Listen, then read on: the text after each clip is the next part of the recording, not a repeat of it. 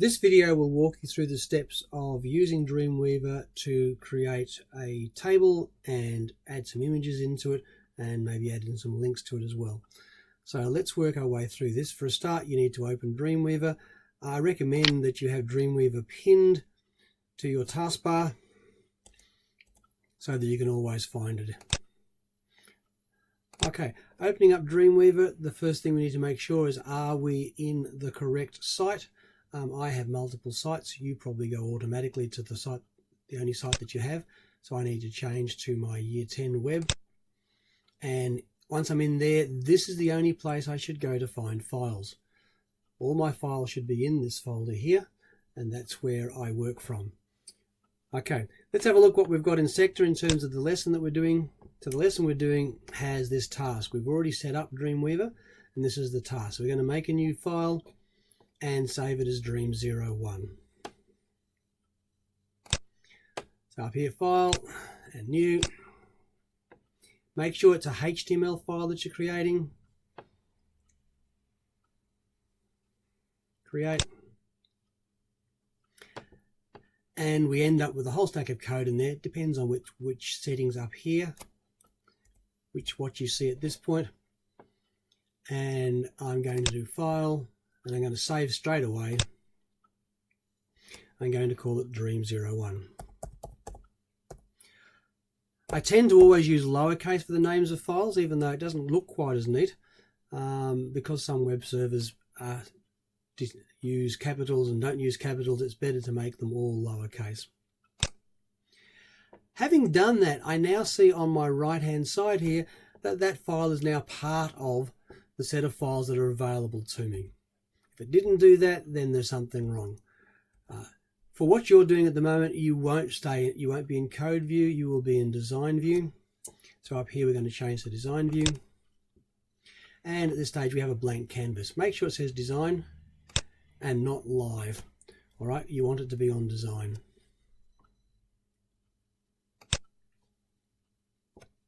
And let's go back to the task. We've created the file now. We've set ourselves to design mode. And we need to give the page a title. So that's in the properties area. So right down the bottom of the screen in the properties area, we have what's known as document title. And I'd like you to make that document title Dream Page.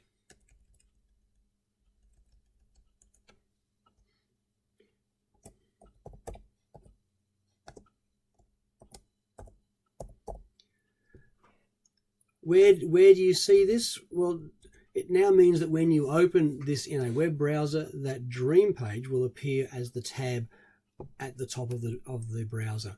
So we can have a look at that right now. So let's go and save it. So I need to click away from that. And then we can see up here there's a little tiny asterisk. That little tiny asterisk indicates this page has been changed. For some reason you have to click away from document title before it recognizes it's been changed. Let's do a File, Save. And let's run that program. The way you run programs in Dreamweaver, is you need to go up to the title. There are other ways, but this way works properly. Do a right click on it, do an open in browser, and then pick Google Chrome.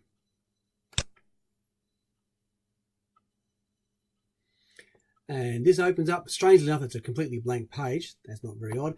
Up here, you can see it says Dream Page. I've got a few too many things open. If I close those down, it'll give more chance for me to see the...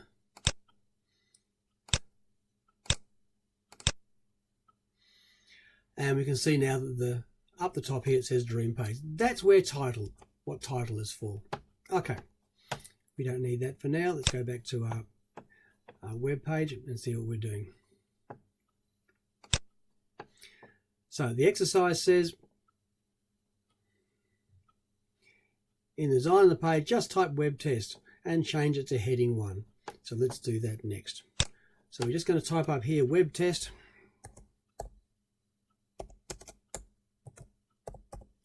And we're going to change it to heading 1. Again, notice the asterisk has appeared because we've made some edits to this page. Down the bottom here, I have a choice for format. I can change format now to be heading 1. Later on we'll learn about using what we call CSS, Cascading Style Sheets, and that allows a lot more flexibility. Just for the moment we're creating quite simple web pages. So here we have web test, and again I would test frequently just to make sure everything's working correctly. So you can use the standard Control S to save, and you can just test it again. Again, right click, open in browser, Google Chrome. And we get web test on our page, and it still says Dream page.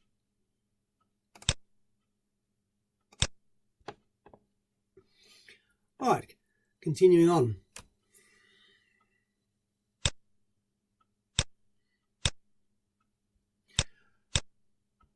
On the right hand side of your screen you can see you've got an insert area, and we're being asked here to insert a table which is 3 by 2, and it has these settings. Notice this is 100%.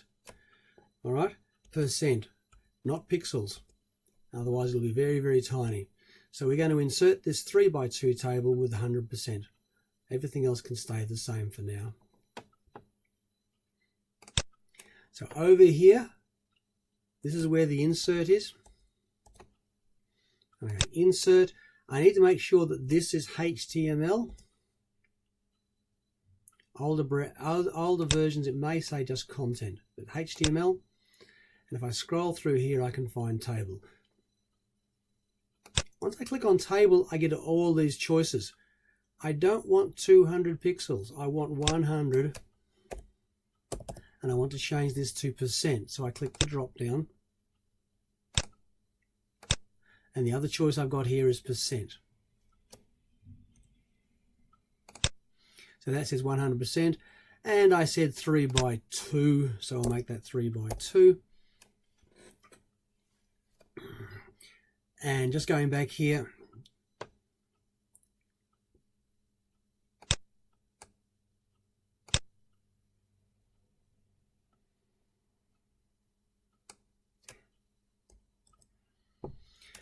at this stage it's got I've got headings at the top. All right, I don't want headings at the top, I just want it to be normal. So no headings, so it's 3 by 2 with no headings at the top, and OK. And that puts a table. That table takes up the full width of the screen because we said 100%. The next part of the exercise says just write 1, 2, 3, 4, 5, 6 in each of the cells, and don't adjust the cell widths. We'll come to those sorts of things later. Yes, it will keep changing shape, but allow it to change shape. So literally 1. Knows it changes shape, but that's okay. 2, and it goes back again. 3, 4, 5, and 6. Oh, probably a good time to save and just check it.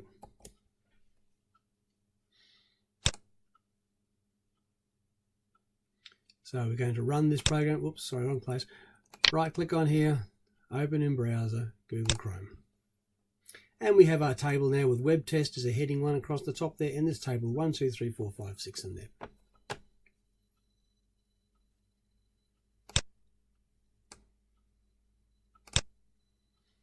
All right.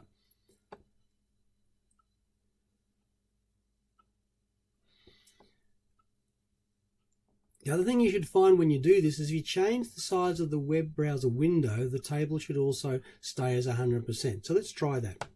So again, let's just run this page again.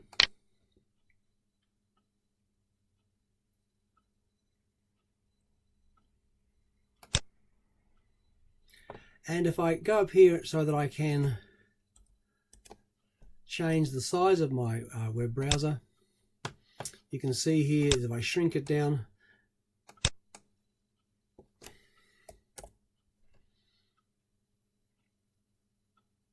or I make it bigger, it's 100%. It's always the width of my browser. I'll put it back to full screen.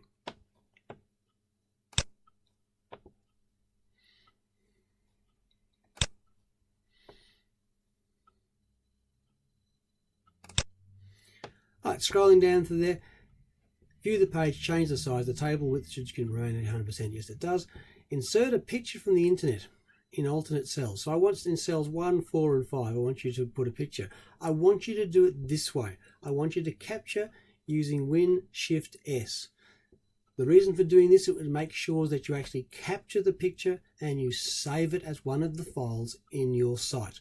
Any other method won't work properly. So Win-Shift-S, and I'm just saying random pictures. So I'm going to go to Google, going to search for frogs. I don't really care what you search for.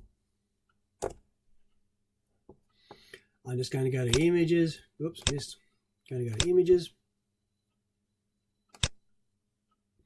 Got a whole stack of images for frogs. I want 3 frogs. And at this stage, I'm more than happy for them to be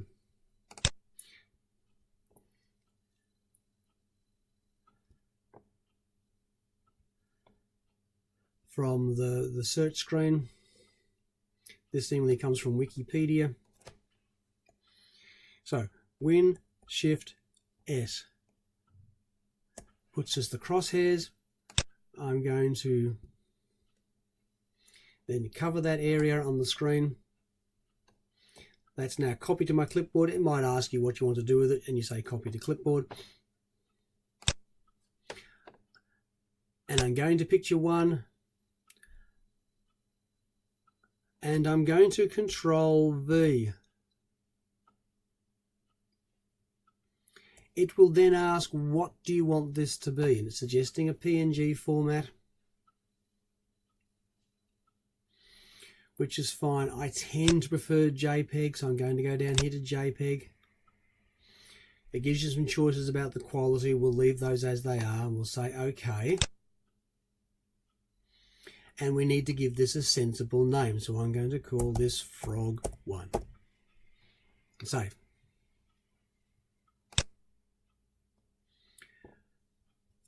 Yes, this picture is huge, and we'll come back to that later. If we go to files now, you can see that as well as all the other things, I have a Frog1 file in there.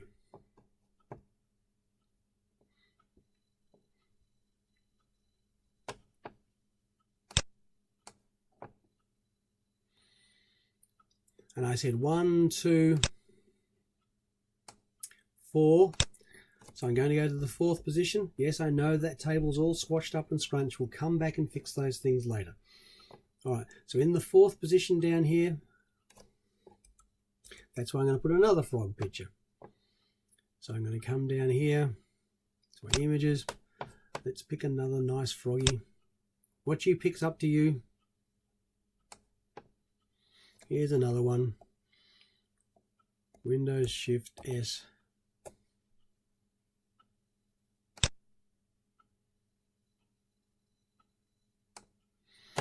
And that's the frog. Go back to Dreamweaver. Control V. Then gives me some choices. I'm going to go for JPEG. I'm going to say OK. And at this stage, I'm just going to call that Frog2. And save. Notice that it's gone and made some adjustments here, and then for the last place I said it has to go into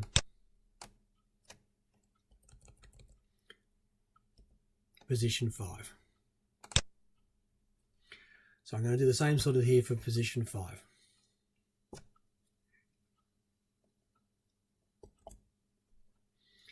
So let's grab another frog.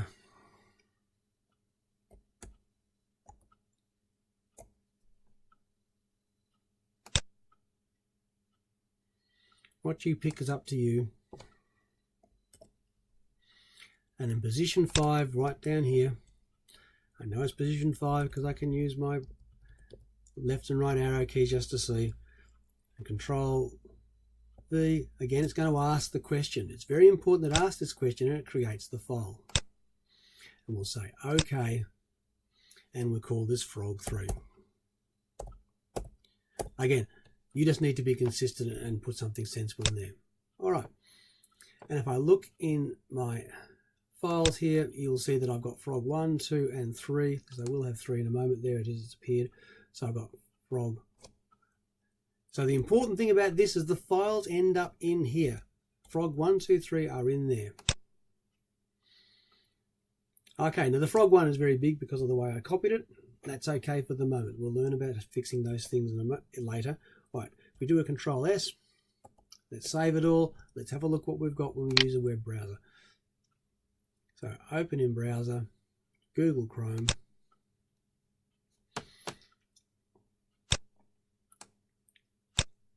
There's my frogs.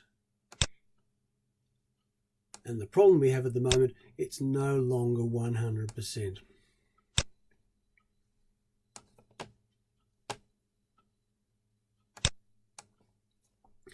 Because this picture up here is so huge that it's taking over the whole space. It may not be the way yours turned out, but possibly it is.